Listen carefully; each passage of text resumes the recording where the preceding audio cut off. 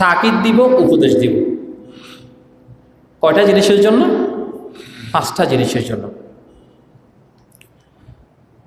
প্রত্যেকটি কথা রসুলের গুরুত্বপূর্ণ।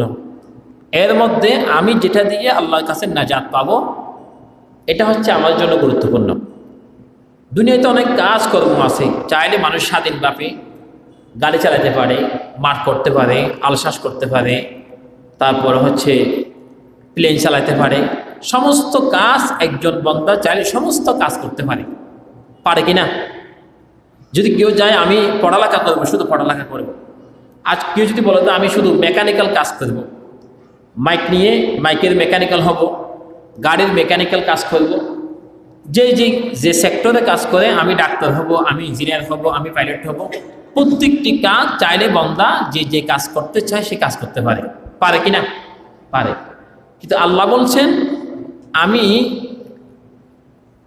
আমার নবীকে জানিয়ে দিলাম বান্দাদের, আমার এই বান্দাদেরকে কিছু নসিহত শুনিয়ে দেওয়ার জন্য, কিন্তু আমি যেটা বেশি আমল করব সেটা দিয়ে হয়তো আল্লাহ আমাকে নাজাত দান করবে। এই জন্য মানুষদের কাছে এক একটা জিকির এক একজনের জন্য নাজাতের ওসিলা হয়ে যায়। নবীজি বললেন 5টা জিনিসের মধ্যে আমি 5টা জিনিস বলবো, একটু মনে রাখতে হবে। 1 নম্বর হচ্ছে সার্বক্ষণিক সব সময় হামেশা আল্লাহ জিকির করে। হামেশা সার্বক্ষণিক আল্লাহ জিকির করা। জিকির করতে কোনো টাকা পয়সা লাগে না। জিকির এটা জুবান দিয়ে করা যায়, মুখ দিয়ে করা যায়, হাত দিয়েও করা যায়। আমরা এই তসবিহ দিয়ে করি, সুবহানাল্লাহ সুবহানাল্লাহ, আলহামদুলিল্লাহ আলহামদুলিল্লাহ, লা ইলাহা ইল্লাল্লাহু আল্লাহু আকবার, এরকম জিকির করি কিনা? করি।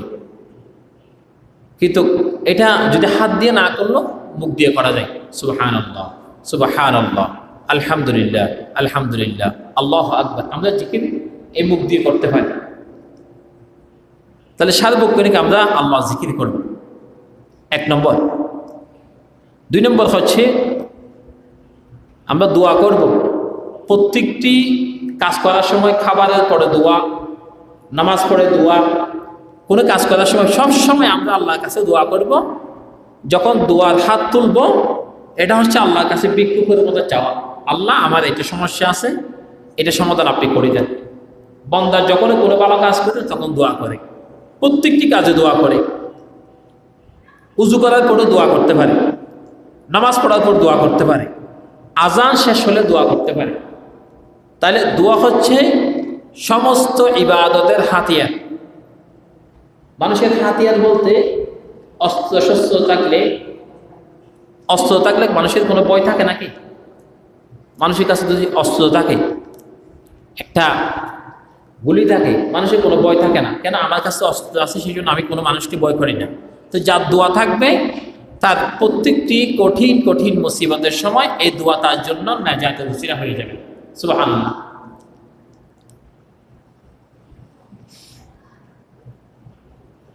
রাসূল কারীম সাল্লাল্লাহু আলাইহি ওয়াসাল্লাম ইরশাদ করেছেন, আল্লাহর কাছে দোয়া চাইতে এত উত্তম জিনিস, প্রিয় জিনিস আর কোনো জিনিস আল্লাহ জমিনের মধ্যে রাখে না। সুবহানাল্লাহ। মানে মানুষের যা কাজ করে সমস্ত কাজের মধ্যে দোয়া হচ্ছে আল্লাহর কাছে সব থেকে বেশি প্রিয়। কোন জিনিসটা বেশি প্রিয়? দোয়া হচ্ছে বেশি প্রিয়। 3 নম্বর দরুদ শরীফ পড়া। এটা বেশিরভাগ সময় আমি আপনাদেরকে বলি দরুদ শরীফের ব্যাপারটা। হযরত আনাস রাদিয়াল্লাহু তাআলা আনহু হতে বর্ণিত, তিনি বলেন রাসূল করিম সাল্লাল্লাহু আলাইহি ওয়াসাল্লাম বললেন, যে বান্দা দরুদ শরীফ পাঠ করবে আল্লাহ তার গুনাহ মাফ করে দিবেন, তার উপর রহমত করবেন, আল্লাহ তার মর্যাদা বাড়িয়ে দিবেন। এটা হচ্ছে 3 নম্বর। আমার একজন উস্তাদ ছিল, দরুদ শরীফের ফজিলতটা বলতে গিয়ে আমি এই কথাটা বলতেছি।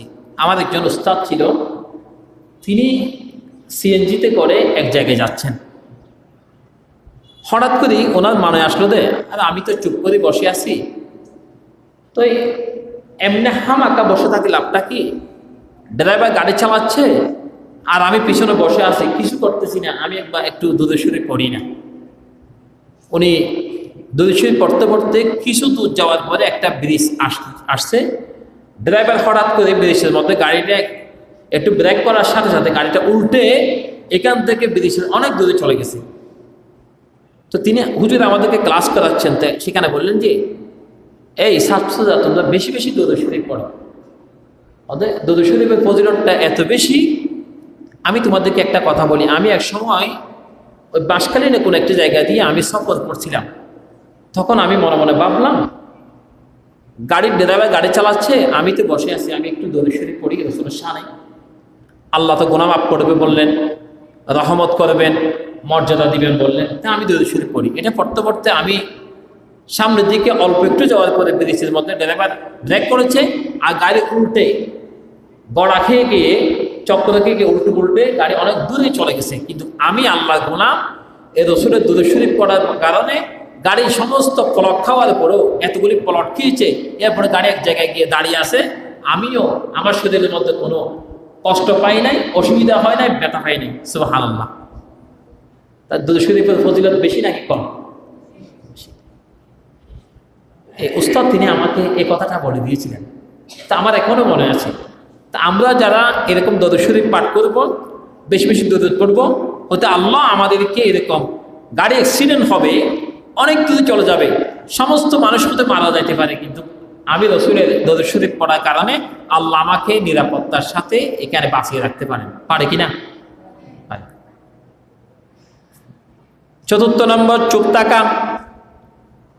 চুপ থাকবো যে বিষয়ে আমার জ্ঞান নাই, আমি বললে গুনাহ হবে, পাপ হবে, নাফরমানি হবে, যে কথাটা আমার জানা নাই সেই ব্যাপারে আমি চুপ থাকবো, কিছু বলবো না। চুপ থাকা ইবাদত।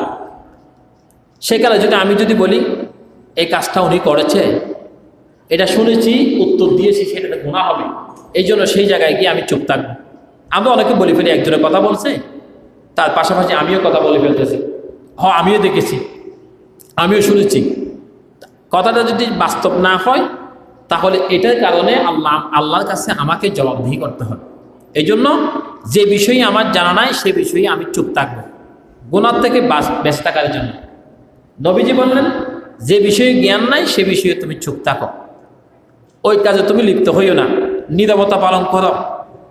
কারণ তোমার নীরবতা পালন করা, যতক্ষণ তুমি খারাপ কাজের মধ্যে সম্পৃক্ত হও নাই, তুমি সেখানে শরীক হও নাই, এতক্ষণ পর্যন্ত আমি তোমাকে সওয়াব দিয়ে, ওরা গুনাহ করতেছে, আমি তোমাকে অতক্ষণ পর্যন্ত সওয়াব দিব। সুবহানাল্লাহ। মানুষের গুনাহ করতেছে, গীবত করতেছে, তুমি যদি গীবতের মধ্যে শরীক না হইয়ে, অংশীদার না হইয়ে নিজেকে যদি শরীক একটু বিরত রাখতে পারো, আমি গুনাহের কাজ করব না, সাক্ষী দিব না, এটা মিথ্যা হইতে পারে, এটা যদি বেঁচে আপনি যদি নিজেকে কন্ট্রোল রাখতে পারেন, আল্লাহ বলছেন তারা গুনাহ করতেছে, নাফরমানি করতেছে, আর তুমি এখানে বসে থাকতো, এটার কারণে তোমাকে আমি আল্লাহ সওয়াবের মধ্যে ভাগীদার বানিয়ে দিব। সুবহানাল্লাহ। পঞ্চম নম্বর হচ্ছে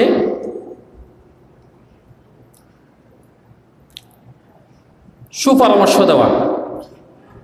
যেমন এখন রমজান আসতেছে, রমজানের মুবারক মাস, ভাই আমরা সকালবেলা আমরা এখন ভালো কাজ করতে হবে। সুপরামর্শ হচ্ছে ভালো কাজের দিকে মানুষদেরকে আহ্বান করতে হবে, ডাকতে হবে। এখন রমজান আসতেছে, এক বন্ধু বলতেছেন যে ভাই এখন তো রমজান মাস আসতেছে, আমাদের তো কোরআন তেলাওয়াত বেশি বেশি করতে হবে, নামাজ বেশি করতে হবে, সওয়াব বেশি বেশি নিতে হবে, এটা হচ্ছে আমাদের জন্য বোনাস। এই নেকি করার এ মাস থেকে অন্য কোনো মাসের মধ্যে এত বেশি নেকি, এত বেশি সওয়াব করা যায় না।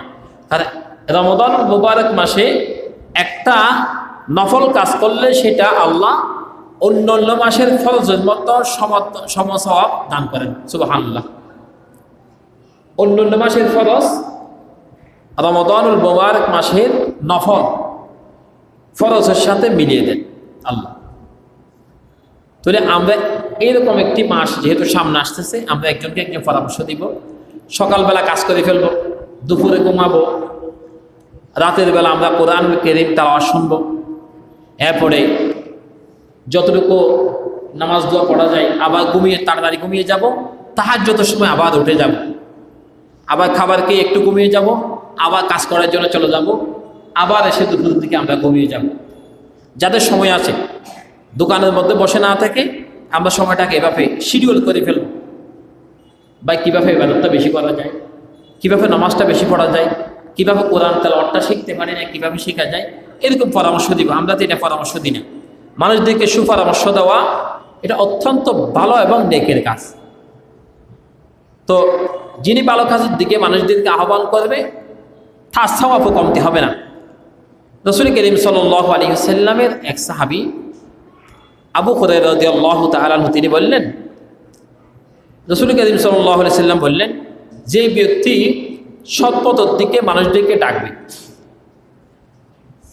সেই যদি ভালো কোনো কাজ করে আল্লাহ তাকে যে ডাকলো তাকে সমপরিমাণ সওয়াব দান করবে। সুবহানাল্লাহ।